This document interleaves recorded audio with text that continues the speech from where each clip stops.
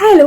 അപ്പോൾ ഇന്ന് ഞങ്ങൾ രേഖാചിത്രം മൂവി കാണാൻ പോവാണ്. മൂവി ഇറങ്ങിയപ്പോൾ തൊട്ടുള്ള റിവ്യൂ കണ്ടപ്പോൾ തൊട്ട് വിചാരിക്കുന്നത് മൂവി കാണണം. അപ്പോൾ ഇപ്പോഴാണ് അതിനൊരു ചാൻസ് കിട്ടിയത്.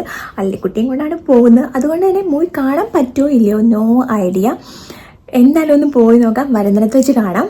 എന്തായാലും 10:45 ബുക്ക് ചെയ്തിരിക്കുന്നത്. ഇവിടെ അൽവാദ മോളിൽ. അള്ളിക്കുട്ടി ഇന്നത്തെ ദിവസം ഉറക്കിയിട്ടില്ല കേട്ടോ. 10:45 അത്രയും നേരം ഉറക്കാതെ ആ ഒരു ടൈമിൽ ഉറക്കാന്ന് കരുതി വിചാരിച്ചിരിക്കുകയാണ്.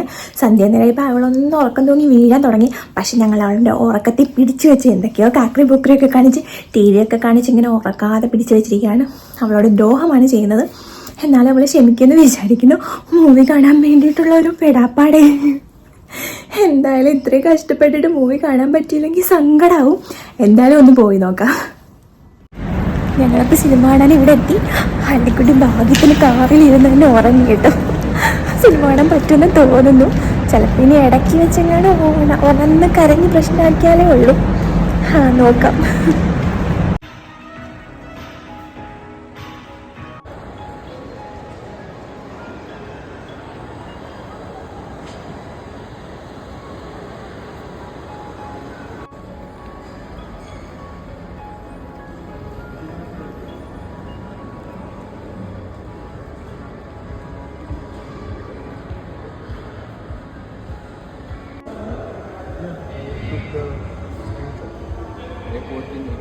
ഇരുട്ടറയിലൂടെ ഞങ്ങൾ നടക്കുകയാണ്.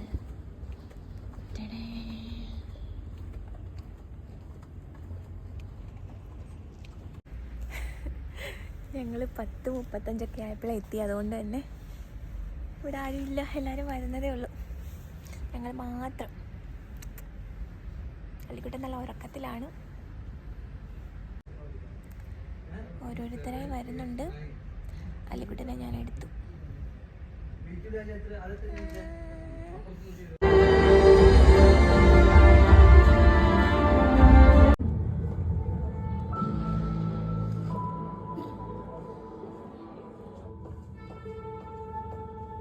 Hello.